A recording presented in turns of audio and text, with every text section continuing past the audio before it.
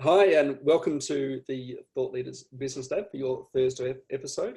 I'm your co-host, Tim Hyde, and as always, I'm joined by the amazing Samantha Riley. Hi, Sam. Oh, amazing. That's a nice start to a Thursday. Thanks. Great to be here for another Thursday. Absolutely, it is. I've had an amazing week, and I'm just feeling in an amazing mood. So we've been having lots of laughs this morning, haven't we? It's good. It's good. So we've got an exciting episode planned for today, but before we do, we had a question come in from Harul. Harul from Numbers Lab. That's right. Now, Harul was asking, what tool do we use to plan our episodes around? This is super high tech, man. Really complicated. Super complicated. Spill the beans. I use Google Sheets.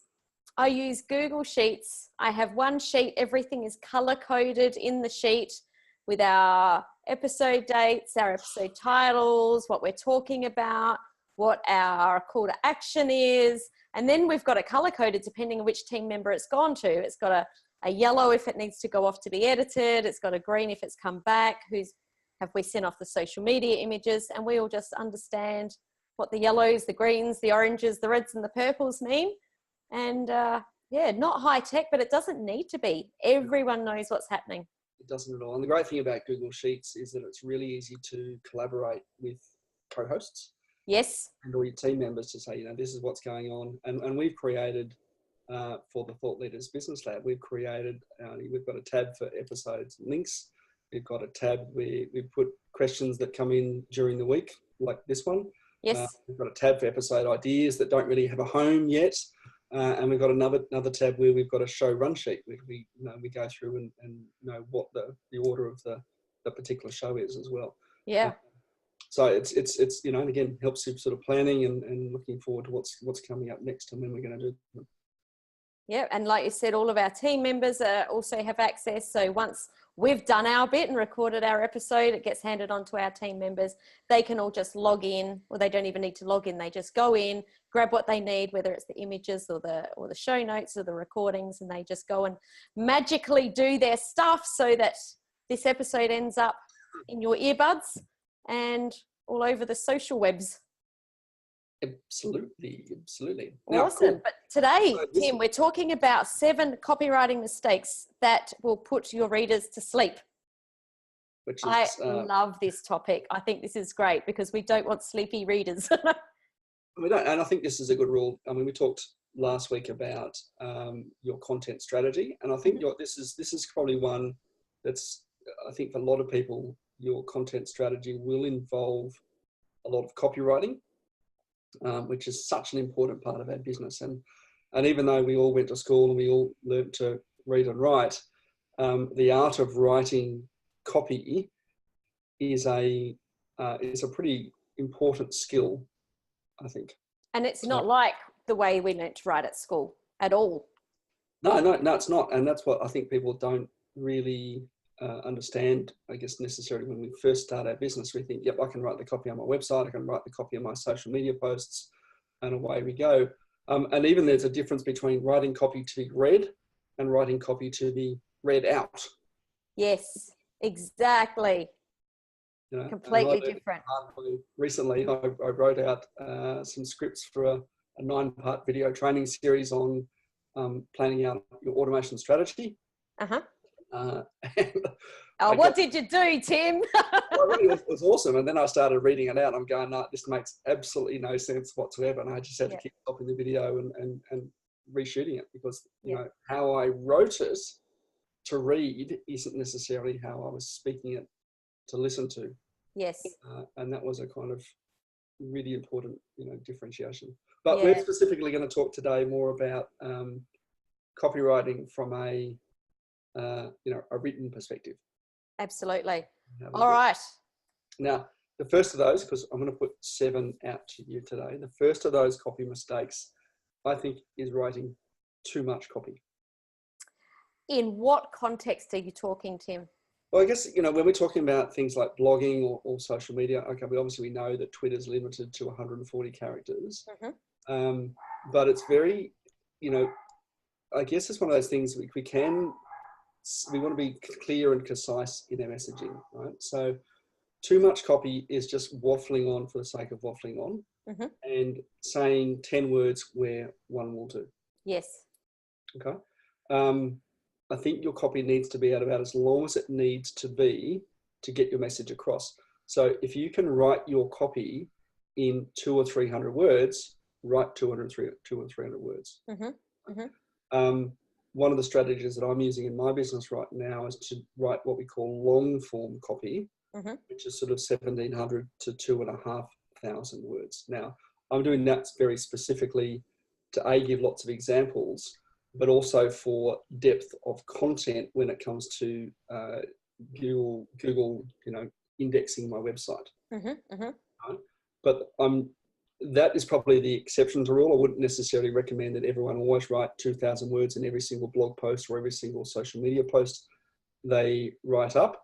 You can probably get away with 300 to 500 words in most cases to get your point across, right? So actually, I'd love to jump in there because I know that Google is definitely giving preference to these long form blog articles. But I want to give a shout out to Louise Bedford today, who wrote actually, we're recording this in advance, so it was actually last week. She wrote a LinkedIn post and it was only one paragraph and it was punchy. I absolutely loved it, where I find that, so you do need to mix it up. It's okay to do these $2,000, $2,500 word blog posts for SEO, but not every single time. Mix them up. And I liked the short little punchy post. It was excellent. Yeah, the great thing, I guess, one of the great things about writing long form blog posts originally is that you can always come back and create a shorter form version of that as well, and repurpose that content, which is a really good idea. But great point. Don't, if as long as it needs, if you find yourself as you're writing your copy that you're just trying to hit a word target, like we all did at school. That's when it's going to be super boring, right? Because we're focusing on the word count, not on the content that's going out. Focusing on the content, right? Focus on delivering your message and however long that message, needs to take to get the message across. Nice. I think that's the first mistake. The second mistake is no clear headline. Cool. And while we'll often, create content around a key, like a headline idea, that doesn't necessarily have to be your headline. Okay. I think you've got to remember that headlines are the thing that get people to read your copy. It doesn't read the copy and then they read the headline. Yeah. I will often write a headline or give it a loose headline, write my post. I would say 99.9% of the time I'll go back and rename the post. Yeah. And I'll do the same. Most headlines miss sort of three fundamentals that get your brain ticking over, right? They're not posed as questions. Right?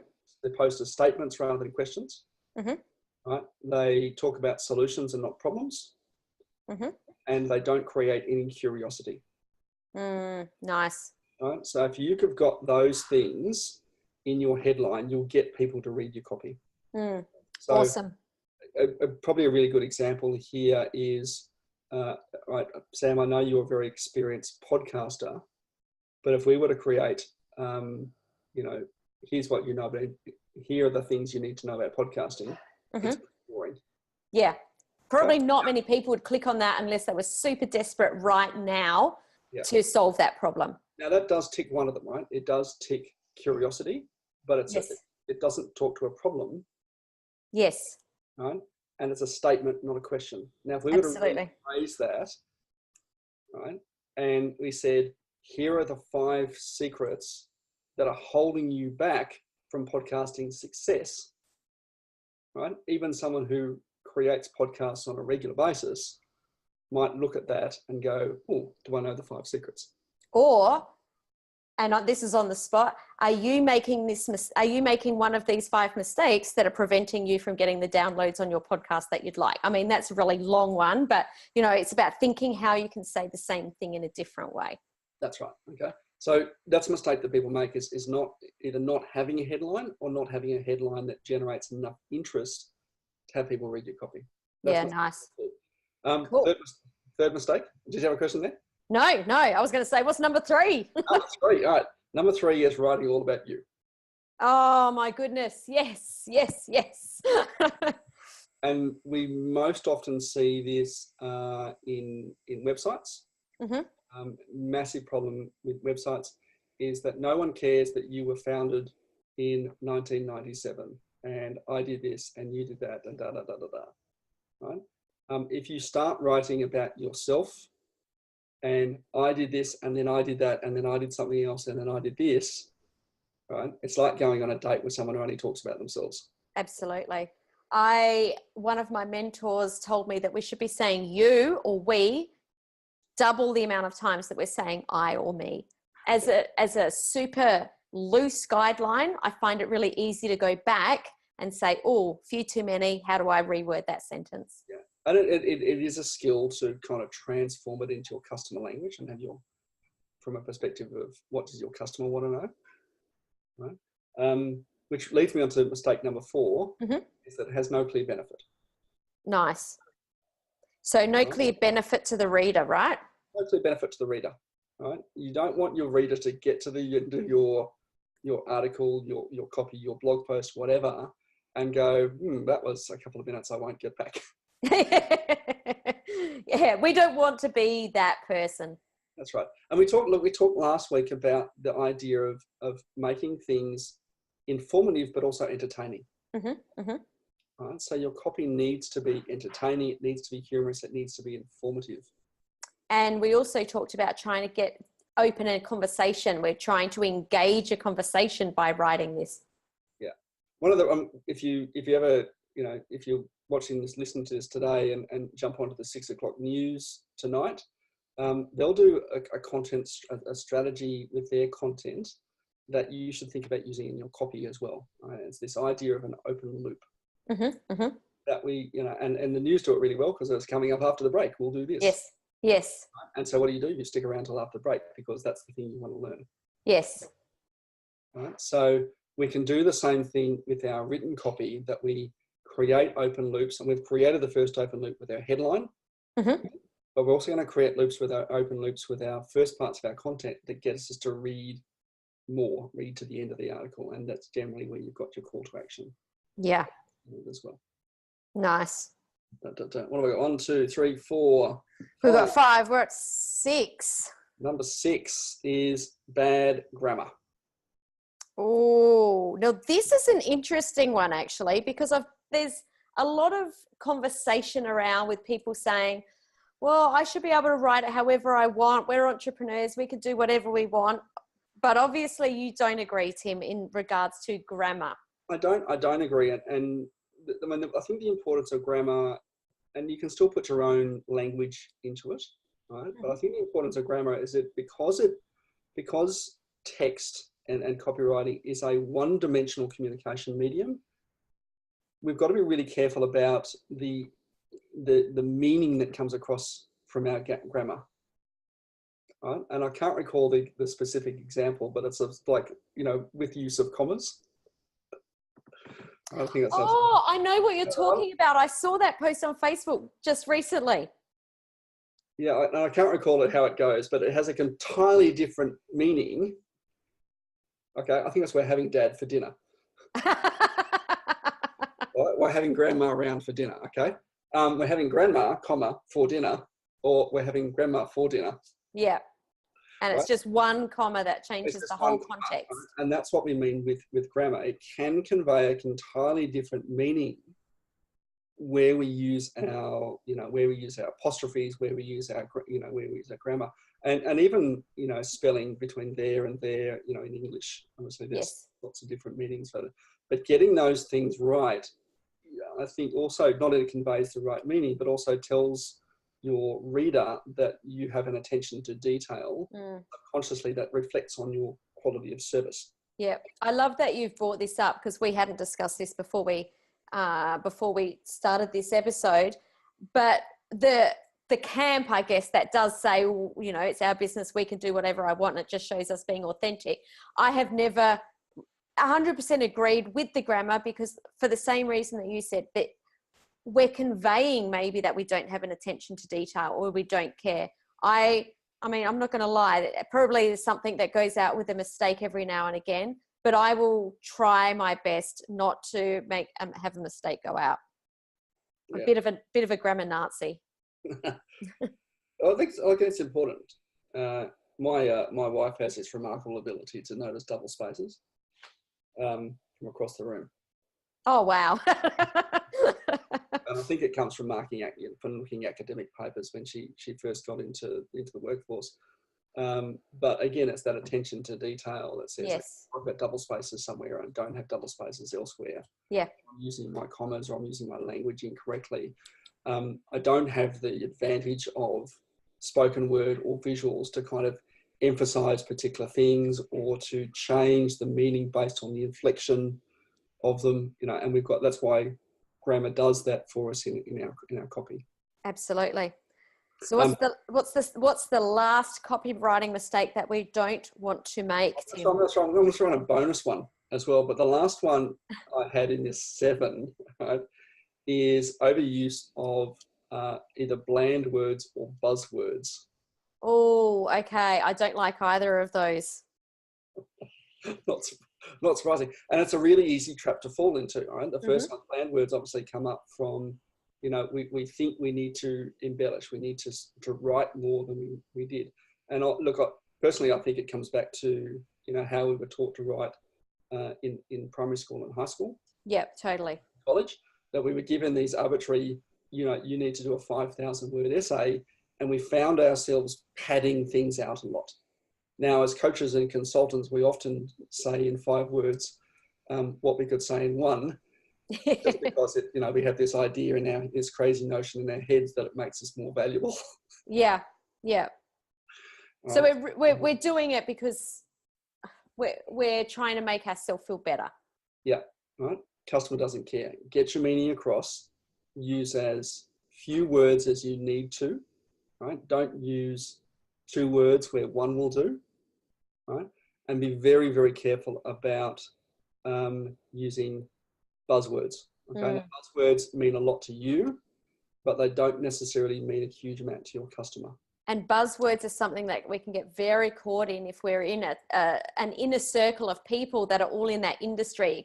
We can easily get caught up into using those words all the time. So it really is worth paying attention to. Yep. Yeah, absolutely. And acronyms as well, I think, is another one that falls into the buzzwords. Right? If you don't know what your acronyms are, you're in real trouble if your audience doesn't understand those, right? And again, we're trying to communicate an idea, a thought, to move someone towards the call to action we mentioned earlier. If you can't get them to do so because they don't understand what you're saying, yes, your copy is not going to work. Yes, absolutely. You'll wonder why, that you're producing all this stuff and it's not leading to the outcome you want to create, which is better customers. Okay. And you've got a bonus. I have a bonus number 8, right? And this is one I haven't shared before. The bonus number 8 is spacing. So you just thought about this. Is white space. Tell us more about white space. You'll often find you do this and think about your own behavior. If you find it very difficult to read, and because most copy these days is consumed on an electronic device, use of spacing is really important. And I think particularly in online copy, we think we need to write 3 or 4 sentences per paragraph. It's totally okay to write a 1 sentence and 1 line paragraph because it's much easier to read. Okay.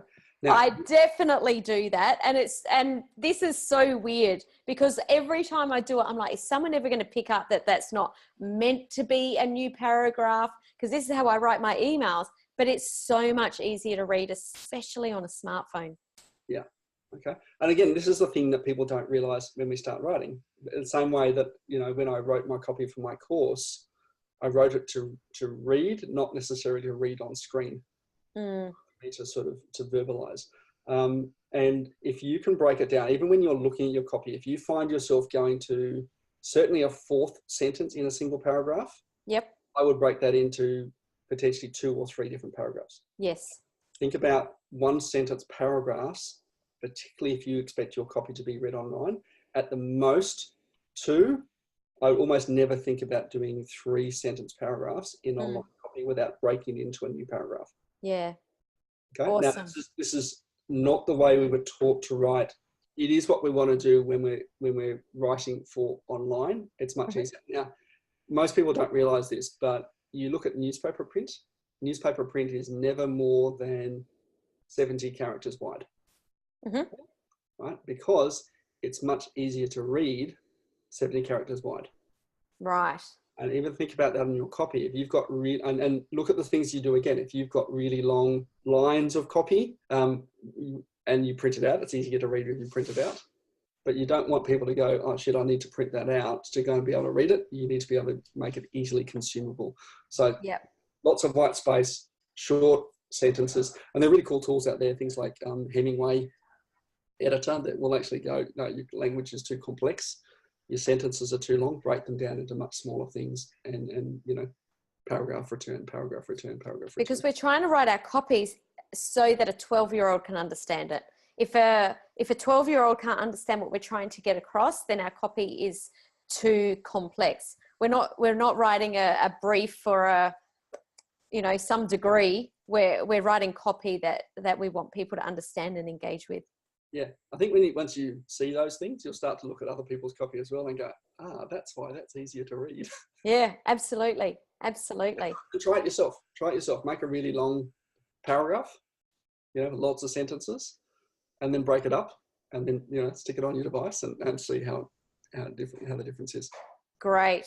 So there are 8, right? Too much copy, no headline or no catching headline, making it all about you, no clear benefit to actually reading it, bad grammar, no call to action, overuse of buzzwords or, you know, just filler words, bland words, and spacing. So 8 copywriting mistakes that if you're not doing right, you're going to put your readers to sleep and you're going to wonder why it's not working for you. Beautiful. And do you have a resource for us today, Tim? I do actually. I've gone and scoured the web for a whole bunch of really cool copywriting tools. Oh, nice. What sort of things can they help us with? So things that they're going to help with actually writing, and I think if you're writing, absolutely stick them into these tools to see whether they're working for you, but also give you ideas on what to write and what sort of things to put together. So grab that. You can grab that at 11 copy tools. So winmoreclients.com.au 11/11 copy tools. Love it. We'll put that in the show notes. Oh, parting thoughts. I'm going to wrap this one up, Tim. Okay. I think the big overarching message from everything is to keep it simple. It didn't matter what it was. It's all about keeping it simple and keeping everything customer or client focused. So what do we want our clients to get from this? So we're writing to them and we're writing in a simple way so that they can consume our content and really read to the end. We want them to read to the end. We take all our time writing this great copy. We want them to read the whole lot. Yeah, I think that's right. If you don't create interesting and engaging copy that people actually want to read, what's the point of doing it in the first place? Yeah, there was a blog post that I started to read today, and I'm a big reader, and I mostly read to the end of most blog posts. But I read 2 paragraphs in, and then I did the okay, it's still going. Click off. Didn't catch me. Well, that happens so often, doesn't it? Not too often in my world. There's some pretty cool people in my world. Anyway, what's coming up next week? Next week, let me have a look. Next week, we've got an interesting episode on how to build a standout brand. Right, standout brand. Now, what does that mean exactly?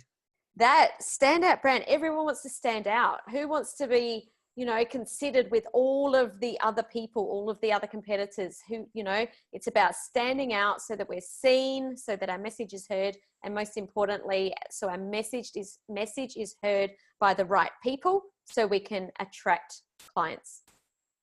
There we go. That's going to be an interesting episode, I reckon. Awesome. Well, we hope so. If you enjoyed this episode on YouTube, hit the subscribe button so that you are notified when our episodes come out twice a week, every Monday and every Thursday. And always, as always, if you enjoyed this episode and got value from it, hit the share button, Facebook, Instagram, wherever you're seeing it, LinkedIn, and share it with your peeps. We would appreciate it, wouldn't we, Tim? Absolutely, we certainly would. I'm going to leave you one quote for your copywriting. This one's probably a little bastardization of Ralph Waldo Emerson, to be honest, but it's mine. It's something I've told my son since he was born, is that everything is hard until it is easy. Very, very wise moment there, Tim Hyde. Thanks for sharing that. Great way to wrap up today's episode. Thanks for joining me here in the Business Lab, Tim, as always, every Thursday. And thank you for listening or watching. Ciao for now.